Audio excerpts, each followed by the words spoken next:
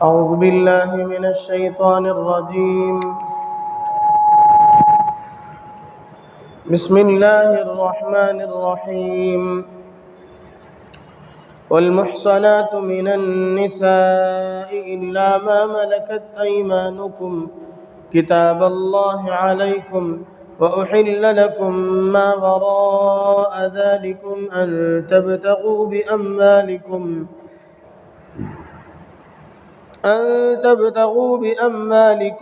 محسنين غير مسافحين، فما استمتعتم به منهن فآتوهن أجورهن فريضة، ولا جناح عليكم فيما تراضيتم به من بعد الفريضة، إن الله كان عليما حكيما. صدق الله العظيم. والمحصنات من النساء الا ما ملکت ایمانکم، اور خاوند والی عورتیں مگر جن کے مالک ہو جائیں تمہارے ہاتھ. کتاب اللہ علیکم، اللہ کا حکم ہے تم پر. وَأُحِلَّ لَكُم مَّا وَرَاءَ ذَلِكُمْ أَن تَبْتَغُوا بِأَمْوَالِكُمْ مُحْسِنِينَ غَيْرَ مُسَافِحِينَ، اور حلال ہیں تم کو سب عورتیں ان کے سوا بشرطے کہ طلب کرو ان کو اپنے مال کے بدلے قید میں لانے کو، نہ مستی نکالنے کو. فَمَسْتَمْتَعْتُمْ بِهِ مِنْهُنَّ، پھر جس کو کام میں لائے تم ان عورتوں میں سے. فَآتُوهُنَّ أُجُورَهُنَّ فَرِيضَةً، تو ان کو دو ان کے حق جو مقرر ہوئے. وَلَا جُنَاحَ عَلَيْكُمْ فِيمَا تَرَاضَيْتُمْ بِهِ مِن بَعْدِ الْفَرِيضَةِ، اور گناہ نہیں تم کو اس بات میں کہ ٹھہرا لو تم دونوں آپس کی رضا سے مقرر کیے بعد. ان اللہ کان علیما حکیما، بے شک اللہ تبارک و تعالی خبردار حکمت والا ہے. محترم بزرگوں، دوستو، گزشتہ مجلس تک تقریباً 4 پارے مکمل ہو گئے، اور آج سے 5واں پارہ شروع ہو رہا ہے، اور یہ 5ویں پارے کی پہلی آیت ہے. اس آیت سے پہلے 2 آیتیں گزری جن میں اللہ تبارک و تعالی نے محرمات کا ذکر فرمایا، ایسی عورتوں کا ذکر فرمایا جن سے انسان کو نکاح کرنا جائز نہیں، جن میں محرمات ابدیہ تھی، ہمیشہ ہمیشہ جن سے نکاح کرنا جائز نہیں تھا.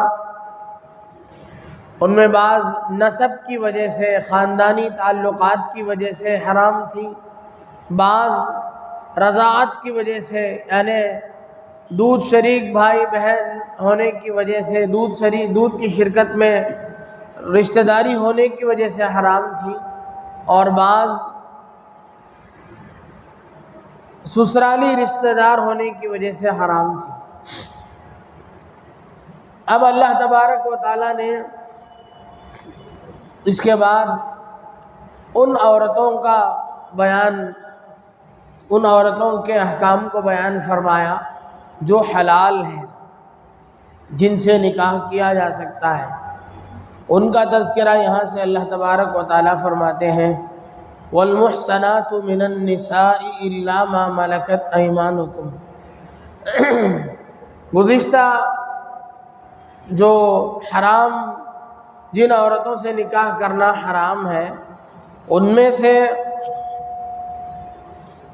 ایک عورت وہ تھی کہ جس کے ساتھ نکاح، جس کا کسی دوسرے مرد سے نکاح ہو گیا. ایک عورت ہے جو کسی مرد کے نکاح میں ہے، آلریڈی اس کا کوئی شوہر ہے، تو اس سے بھی نکاح کرنا جائز نہیں ہے. ایک عورت ایک وقت میں ایک ہی مرد کی بیوی رہ پائے گی، ایک سے زائد کی بیوی نہیں ہو سکتی ہے. ایک عورت کسی کی نکاح میں ہو تو اس عورت کے ساتھ دوسرے مرد کو نکاح کرنا جائز نہیں ہے۔ اسی کو آپ کہہ لے سکتے ہیں شوہر والی عورتیں حرام ہیں۔ جب تک کہ کوئی عورت کسی شخص کے نکاح میں ہو، دوسرا شخص اس سے نکاح نہیں کر سکتا ہے۔ البتہ اللہ تبارک و تعالیٰ نے، اللہ کے رسول نے اور شریعت نے ایک مرد کو ایک وقت میں ایک سے زائد عورتوں سے نکاح کرنے کی اجازت دی ہے، اور اس کی بھی حد ہے۔ ایک مرد ایک سے زائد کتنی کر سکتا ہے؟ سورہ نساء کے شروع میں اللہ تبارک و تعالیٰ نے اس کا تذکرہ فرمایا، مثنی و ثلاث و رباع، 2 کر سکتا ہے، 3 کر سکتا ہے، 4 کر سکتا ہے، اس سے زیادہ کی اجازت نہیں ہے۔ اس آیت میں وَأُحِلَّ لَكُم مَّا وَرَاءَ ذَلِكُمْ، جن چیزوں کو حرام قرار دیا گیا وہ گزر چکی، ان کے علاوہ باقی عورتیں تمہارے لیے باقی سب کچھ حلال ہے۔ اس کا مطلب یہ نہیں ہے کہ باقی سارے طریقے حلال ہو گئے، نہیں، باقی عورتیں حلال ہیں، وہ بھی حدود کے اندر، جیسا کہ پہلے اسی سورت کے شروع میں بتایا گیا کہ 4 عورتیں ایک مرد کے نکاح میں ایک وقت رہ سکتی ہیں، 4 سے زیادہ کی شریعت میں اجازت نہیں ہے۔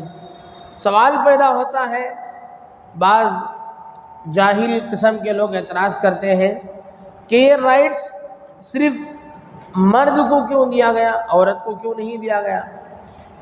جواب اس کا یہ ہے، مفسرین، فقہا، ماہرین شریعت اس کا جواب یہ دیتے ہیں کہ بھائی یہ ضرورت صرف مرد کے لیے ہے، عورت کے لیے نہیں ہے، اور مقصد اس کا جو ہے نسل کو قائم کرنا، نسب کو قائم کرنا۔ ایک عورت کے متعدد شوہر ہوں، ایک سے زائد شوہر ہوں، اور اس کی اولاد ہو، تو آپ اس کی اولاد کو کس کی طرف منسوب کریں گے؟ وہ کس کا بچہ قرار دیا جائے گا؟ غلط ہے۔ دوسری چیز، تجربے اور مشاہدے میں یہ بات آتی ہے کہ عورت نازک ہے، کمزور ہے، سال کا اکثر حصہ عورت کا ایسا گزرتا ہے جس میں وہ اس سے فائدہ نہیں اٹھایا جا سکتا ہے، جبکہ مرد ہمیشہ کے لیے فائدہ پہنچانے کے قابل ہوتا ہے، فائدہ اٹھا سکتا ہے، اٹھایا جا سکتا ہے۔ مرد کے لیے کوئی پریشانی نہیں ہے، عورتوں کے لیے مسائل ہیں، وہ ہمیشہ فائدہ اٹھانے کے قابل نہیں ہوتی ہیں۔ تیسری بات یہ ہے کہ مرد جسمانی قوت کے اعتبار سے عورت کے مقابلے میں زیادہ صحت مند ہے، اس لیے اگر کسی مرد کی جنسی قوت معمول سے زیادہ ہو اور ایک عورت سے اس کی تشفی نہ ہو سکتی ہو تو اسے جائز طریقے سے دوسرے اور تیسرے نکاح کا موقع ملنا چاہیے۔ دوسرے ناجائز طریقے، ورنہ کیا ہوگا؟ وہ دوسرے ناجائز طریقے اختیار کرے گا۔ اب سوال ہے کہ اگر وہ دوسری شادی کرنا چاہتا ہے تو شریعت اس کے لیے کیا کہتی ہے؟ شریعت اجازت دیتی ہے کہ آدمی ایک سے زیادہ نکاح کر سکے، اگر اس کے لیے کوئی مجبوری ہے تو وہ کر سکتا ہے۔ سوال یہ ہے کیا اس کے لیے پہلی بیوی کی رضامندی یا اس کی اجازت ضروری ہے؟ نہیں، پہلی بیوی کی اجازت یا اس کی رضامندی کوئی ضروری نہیں ہے، بشرطے کہ آپ اس کے حق تلفی نہ کریں، اس کے حق کو ادا کرنے میں کمی اور کوتاہی نہ کریں۔ پہلی بیوی کی اجازت کی بھی ضرورت نہیں ہے اور اسے روکنے کا بھی رائٹس نہیں ہے، اس لیے کہ یہ اجازت اللہ نے دے رکھی ہے، شریعت نے دے رکھی ہے، شریعت کی طرف سے آپ کو اجازت دی گئی، آپ 2 ایک سے زائد نکاح کر سکتے ہیں، 4 تک شریعت کی طرف سے اجازت ملی ہے۔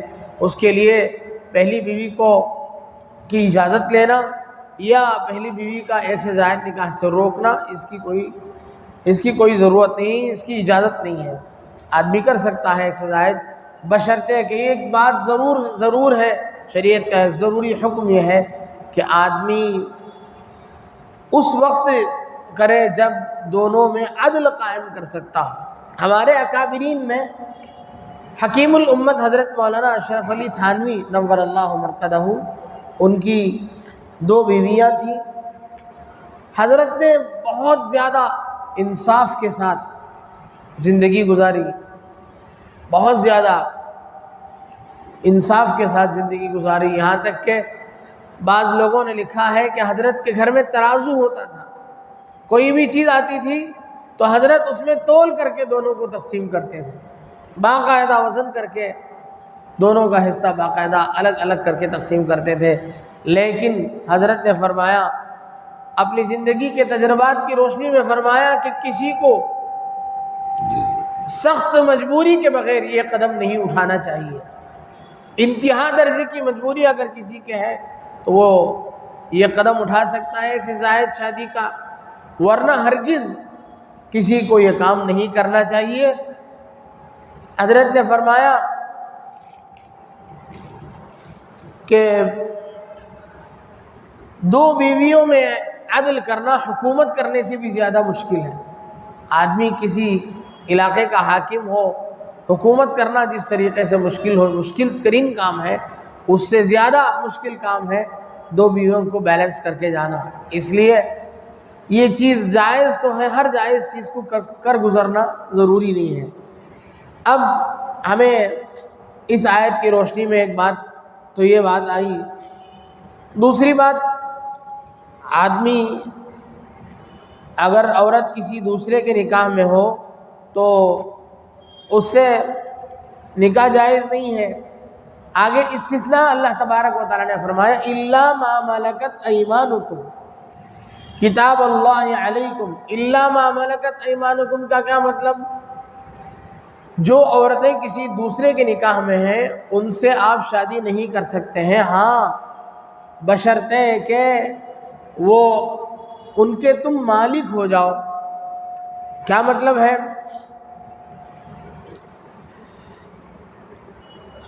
مسلمانوں نے دارالحرب میں، کفرستان میں جہاد کیا، مسلمانوں کی لڑائی ہوئی اور وہاں سے کچھ عورتیں قید ہو کر کے آئیں۔ قید ہو کر آنے کے بعد وہاں ان کے شوہر ہیں، لیکن قید ہو کر کے دارالاسلام میں آ گئی۔ جو عورت دارالاسلام میں آ گئی، اب اس کا شوہر دارالحرب میں جو رہ گیا ہے، اس عورت کا نکاح دارالاسلام میں آنے سے اپنی شوہر سے ختم ہو جاتا ہے۔ دارالاسلام میں آ جانے کے بعد اسلام کا حکم یہ ہے، آج کل کے حساب سے ہمیں باتیں سمجھ میں نہیں آئیں گی، اسلامی حکومت جب تھی اس زمانے کے اعتبار سے احکامات ہیں۔ اللہ کی ذات سے امید ہے کسی زمانے میں اگر اسلامی حکومت قائم ہو جائے تو پھر یہ سارے احکامات ہمارے لیے ہیں۔ تو دارالحرب سے، کفرستان سے دارالاسلام میں آتے ہی اس عورت کا نکاح اپنے شوہر سے ختم ہو جائے گا، اور اب یہ عورت کتابیہ یا مسلمہ ہو تو اس سے دارالاسلام کا کوئی بھی مسلمان نکاح کر سکتا ہے۔ اب وہاں سے دارالحرب سے دارالاسلام میں آ گئی، اب اگر مسلمان عورت ہے تو اس عورت سے اس کی شوہر کی اجازت کے بغیر ہی اس کا نکاح کیا جا سکتا ہے۔ اگر کافرہ ہو، مسلمان نہیں ہے، کافر ہے، تو امیر المؤمنین کسی کو بھی مال تقسیم کرتے ہوئے اس عورت کو کسی کو بھی دے سکتے ہیں۔ اب وہ عورت کسی کی باندھی ہو جائے گی اور اس سے فائدہ اٹھا سکتا ہے، یہ شریعت کا حکم ہے۔ اگر کوئی کافر عورت دارالحرب میں مسلمان ہو جائے اور اس کا شوہر کافر ہے تو تین ماہواری گزرنے کے بعد وہ اس سے نکاح کر سکتا ہے، اس کے نکاح سے جدا ہو جائے گی۔ عورت تھی دارالحرب میں لیکن مسلمان ہو گئی تھی، اس کا شوہر کافر تھا، اب دارالاسلام میں لائی گئی تو 3 ماہواری گزرنے کے بعد وہ اپنے پرانے شوہر کے نکاح سے جدا ہو جائے گی۔ اور اگر دارالاسلام میں کوئی کافر عورت مسلمان ہو جائے، وہاں سے تو کافر ہی کفر کی حالت میں آئی، یہاں آنے کے بعد مسلمان ہو جائے اور اس کا شوہر کافر ہو، تو حاکم شریعت اس کے شوہر پر اسلام پیش کرے گا۔ شریعت کا جو حاکم ہے وہ اسلام پیش کرے گا، اگر وہ مسلمان ہو جائے تو پھر اسی سے اس کا نکاح باقی رہے گا، اگر انکار کر دے تو قاضی دونوں میں تفریق پیدا کرے گا اور یہ تفریق طلاق شمار ہوگی، اس کے بعد عدت گزارے گی اور اس کے بعد کسی دوسرے مسلمان سے وہ نکاح کر سکتی ہے۔ آگے اللہ تبارک و تعالیٰ نے فرمایا کتاب اللہ علیکم، جن محرمات کا ذکر ہوا جیسے اپنے باپ کی بیویوں سے نکاح کرنا، اپنی اولاد کی بیوی سے نکاح کرنا، جو بات حرمت علیکم امہاتکم و بناتکم و اخواتکم، جو تفصیل اللہ تبارک و تعالیٰ نے بیان کی، ان تفصیلات کے بارے میں کہتے ہیں کتاب اللہ علیکم، یہ اللہ کا حکم ہے، اسے ماننا پڑے گا، اللہ کی طرف سے طے شدہ حکم ہے، اس میں کسی قسم کی گنجائش نکالی نہیں جا سکتی ہے۔ عام طور سے لوگ اپنے باپ کی بیوی سے یا اپنے بہو وغیرہ سے تو نکاح نہیں کرتے ہیں، البتہ بہت سارے علاقوں میں دیکھا جاتا ہے کہ دو سگی بہنوں کو نکاح میں رکھ لیا جاتا ہے، حرام ہے، بالکل جائز نہیں ہے، اور قرآنی آیت کے اعتبار سے وَأَن تَجْمَعُوا بَيْنَ الْأُخْتَيْنِ، قرآن نے صاف کہا ہے کہ ایک وقت میں دو سگی بہنوں کو آدمی اپنے نکاح میں نہیں رکھ سکتا ہے۔ اس میں کئی لوگ دھوکہ کھا جاتے ہیں۔ تو یہ چند چیزیں ہوئیں۔ آگے اللہ تبارک و تعالیٰ فرماتے ہیں وَأُحِلَّ لَكُم مَّا وَرَاءَ ذَلِكُمْ أَن تَبْتَغُوا بِأَمْوَالِكُمْ مُحْسِنِينَ غَيْرَ مُسَافِحِينَ فَمَا اسْتَمْتَعْتُم بِهِ مِنْهُنَّ فَآتُوهُنَّ أُجُورَهُنَّ فَرِيضَةً۔ اب جتنے محرمات کا ذکر کیا گیا، ان محرمات کو چھوڑ کر جو عورتیں حرام قرار دی گئیں، ان حرام کردہ عورتوں کو چھوڑ کر باقی دنیا کی جو عورتیں ہیں ان سے تم فائدہ اٹھا سکتے ہو، وہ تمہارے لیے حلال ہے، بشرطے کہ تم اپنا پیسہ خرچ کر کے ان کے ساتھ حلال طریقے سے، یعنی ان کا مہر ادا کر کے تم ان کے ساتھ فائدہ اٹھاؤ۔ اب اس میں ایک لفظ ہے فَمَا اسْتَمْتَعْتُم بِهِ مِنْهُنَّ فَآتُوهُنَّ أُجُورَهُنَّ، جن سے تم فائدہ اٹھاؤ گے ان کا تم مہر ادا کرو، ان کا فریضہ ادا کرو۔ اس لفظ سے استمتعتم کا جو لفظ ہے اس کے ذریعے سے بعض فرقے کے لوگ یہ کہتے ہیں کہ متعہ نام کی ایک چیز تھی شریعت میں، وہ حلال ہے ہمیشہ کے لیے۔ کیا متعہ کیا ہے؟ پہلے زمانے میں اسلام کے آنے سے پہلے، مذہب اسلام کی آمد سے پہلے، لوگ ٹیمپروری نکاح کرتے تھے، یعنی کسی سے معاہدہ کرتے تھے کہ میں تجھ سے فائدہ اٹھانے والا ہوں، اور اس سے فائدہ اٹھاتے تھے کہ اتنے زمانے کے لیے، اس کے لیے اتمتع بکی قضا مدتن کا لفظ استعمال کر کے کرتے تھے۔ کچھ لوگ نکاح کو کرتے تھے، نکاح ہی کرتے تھے، لیکن وقت تحدید کر کے کہ میں 4 مہینے کے لیے تجھ سے نکاح کرتا ہوں، سال کے لیے نکاح کرتا ہوں۔ یہ چیزیں پہلے تھیں۔ جنگ خیبر سن 7 ہجری میں جنگ خیبر ہوئی، اللہ کے رسول صلی اللہ علیہ وسلم نے اس کی حرمت کا اعلان فرمایا۔ اس کے بعد متعدد موقع پر بھی اللہ کے رسول صلی اللہ علیہ وسلم نے بطور خاص فتح مکہ کے موقع پر آپ علیہ السلام نے صاف حدیث ارشاد فرمائی کہ قیامت تک کے لیے متعہ حرام ہے۔ متعہ کیا ہے؟ آدمی ٹیمپروری نکاح کرے، حالانکہ یہ جائز نہیں ہے۔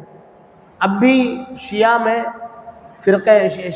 شیعوں کے بعض فرقوں میں، بعض حلقوں میں، بعض گروپ میں اسے جائز قرار دیا جاتا ہے، آج بھی وہ لوگ کرتے ہیں، حالانکہ یہ جائز نہیں ہے آدمی متعہ کرے۔ اس میں کیا ہوتا ہے کہ جتنے دن ہوتے ہیں، جتنے دن یہ لوگ فکس کرتے ہیں، اتنے دن تک اس سے فائدہ اٹھاتے ہیں۔ ان دنوں کے ختم ہونے کے بعد ان دونوں کا آپس کا معاہدہ ختم ہو جاتا ہے، دونوں جدا ہو جاتے ہیں۔ یہ ایک چیز تھی پہلے، اللہ کے رسول صلی اللہ علیہ وسلم نے اس سے منع فرمایا۔ تو فَمَا اسْتَمْتَعْتُم بِهِ مِنْهُنَّ، یہ جو الفاظ ہیں اس کے استمتعتم، اس کے ذریعے سے وہ لوگ استدلال کرتے ہیں، حالانکہ قرآن کریم اور دیگر احادیث کی بنا پر متعے کو حرام قرار دیا گیا۔ آگے اللہ تبارک و تعالیٰ فرماتے ہیں وَلَا جُنَاحَ عَلَيْكُمْ فِي مَا تَرَاضَيْتُمْ بِهِ مِن بَعْدِ الْفَرِيضَةِ إِنَّ اللَّهَ كَانَ عَلِيمًا حَكِيمًا۔ تم آپس میں آپسی رضامندی کے بعد تمہارا جو فکس شدہ مہر ہے اس میں تم آگے پیچھے کر لو تو تمہارے اوپر کوئی گناہ نہیں۔ مہر آدمی کسی عورت سے نکاح کرتا ہے تو مہر ایک چیز ہے جو عورت کا حق ہے، مرد پر لازم ہوتا ہے، مرد پر ضروری ہوتا ہے، مرد کا اس کو ادا کرنا ضروری ہوتا ہے، مرد کے ذمہ لازم ہے، واجب ہے کہ مہر ادا کرے، چاہے مہر کا تذکرہ نہ ہو۔ نکاح کی مجلس ہوئی، اس میں مہر کا تذکرہ نہیں ہوا، مہر اتنا دیتا ہوں بول کر شوہر نے، نکاح کرنے والے نے، نوشاہ نے نہیں بولا، یا معاہدے میں وہ بات نہیں آئی، تب بھی مہر ادا کرنا ضروری ہے۔ اب نکاح اگر مہر کی دو صورتیں ہیں، مہر معجل، مہر مؤجل۔ معجل کے معنی ہے فوراً مہر ادا کرنا، مؤجل کے معنی ہے کبھی بھی ادا کرنا تمہاری ذمہ ہے۔ معجل اگر مہر طے ہو گیا تو قرآن کی اس آیت کے اعتبار سے عورت اگر چاہے تو فوری مہر کو بعد میں ادا کرنے کا رائٹس دے سکتی ہے۔ عورت کے لیے رائٹس ہے تو اجازت دے سکتی ہے، ابھی کوئی ضروری نہیں ہے آپ کے لیے، بعد میں مہر دیجیے، یا اپنا مہر عورت اپنی رضامندی سے معاف کر سکتی ہے، لیکن شوہر کے لیے دینا ضروری ہے، اس کے بغیر۔ اس کا مطلب، اس آیت کا مطلب یہ نہیں ہے، یہ ہے کہ باہمی مقرر کرنے کے بعد مہر مقررہ کوئی حتمی چیز نہیں ہو، اس میں کمی بیشی درست نہ ہو، بلکہ شوہر مقررہ مہر اپنی طرف سے اضافہ کر کے بھی دے سکتا ہے۔ بیوی اگر چاہے تو اپنی طرف سے خوش دلی سے تھوڑا یا پورا معاف بھی کر سکتے ہیں۔ شوہر نے فکس کیا کہ میں اتنا مہر دوں گا، اب خوشی سے شوہر بڑھا کر کے دیتا ہے، اس کی بھی اجازت ہے۔ وَلَا جُنَاحَ عَلَيْكُمْ فِي مَا تَرَاضَيْتُمْ، آپسی رضامندی سے تم اس میں آگے پیچھے کر لو کا مطلب یہ ہے کہ شوہر اپنے فکس شدہ مہر سے اضافہ کر سکتا ہے، عورت اپنے لیے جو مہر طے کیا ہے شوہر اس میں کم بھی کر سکتی ہے، مکمل معاف بھی کر سکتی ہے، یہ ہے۔ اور اسی طرح معجل میں بھی آگے پیچھے کر سکتے ہیں، یعنی جو فوری مہر ہے اسے بعد میں قرض والے مہر کی طرف بھی اسے عورت کے اندر یہ اختیار ہے کہ اسے تعجیل میں بھی کر سکتی ہے، بعد میں ادا کرنے کی بات بھی کر سکتی ہے۔ تو یہ اس آیت کا خلاصہ ہوا۔ فرمایا فَمَسْتَمْتَعْتُمْ بِهِ مِنْهُنَّ فَآتُوهُنَّ أُجُورَهُنَّ فَرِيضَةً وَلَا جُنَاحَ عَلَيْكُمْ فِي مَا تَرَاضَيْتُمْ بِهِ مِن بَعْدِ الْفَرِيضَةِ۔ آگے اللہ تبارک و تعالیٰ فرماتے ہیں إِنَّ اللَّهَ كَانَ عَلِيمًا حَكِيمًا، اللہ تبارک و تعالیٰ علیم ہے، جاننے والے ہیں، خبردار ہیں اور حکمت والے ہیں۔ اللہ تعالیٰ حکیم ہے، حکمت والے ہیں، اللہ تعالیٰ ساری چیزوں کے حکمتوں سے واقف ہے۔ جتنے احکامات قرآن کریم میں بتلائے گئے، چاہے ہمارے عقل میں آئے یا نہ آئے، جیسے یہی بات رہ گئی کہ عورت کو کیوں متعدد نکاح کی اجازت نہیں دی گئی، صرف شوہر کو کیوں دیا جا رہا ہے یہ رائٹس کہ وہ ایک سے زائد عورتوں سے نکاح کر سکتا ہے، عورت کو کیوں نہیں دیا گیا ہے رائٹ، ان سب چیزیں، یہ سب اللہ کے احکامات ہیں، ہمیں اسے ماننا ہے۔ اس کی مصلحتوں سے اللہ تبارک و تعالیٰ زیادہ واقف ہے، اللہ تعالیٰ حکیم ہے، اور فعل الحکیم لا یخلو عن الحکمہ، مقولہ مشہور ہے کہ حکیم کا کوئی کام حکمت کے بغیر نہیں ہوتا، حکیم کا کوئی کام، اللہ تعالیٰ حکیم ہے، حکمت والے ہیں، حکیم کا کوئی کام حکمت سے خالی نہیں ہوتا۔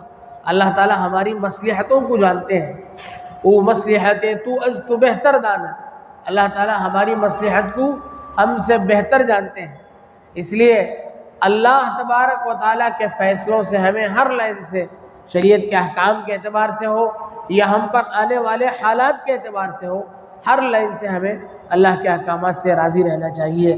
یہ اس آیت کا خلاصہ ہے۔ اللہ تبارک و تعالیٰ سے دعا ہے کہ اللہ تبارک و تعالیٰ اس آیت کی ذیل میں جو باتیں کہی گئیں کہنے والے کو بھی سننے والوں کو بھی عمل کی توفیق نصیب فرمائے۔ آمین۔ وآخر دعوانا الحمدللہ رب العالمین۔